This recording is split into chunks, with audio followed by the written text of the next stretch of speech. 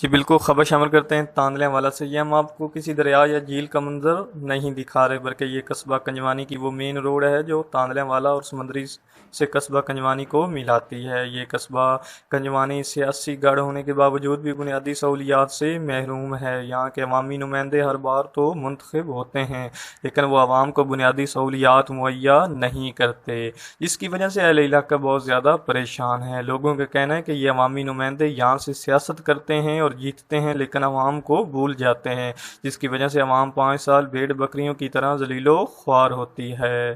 یہ مناظر ہیں وہ مین روڈ کے، آپ دیکھ سکتے ہیں کہ اس کے اوپر پانی کھڑا ہے، لیکن ہمارے عوامی نمائندوں کے کانوں پر جون تک نہیں رینگتی۔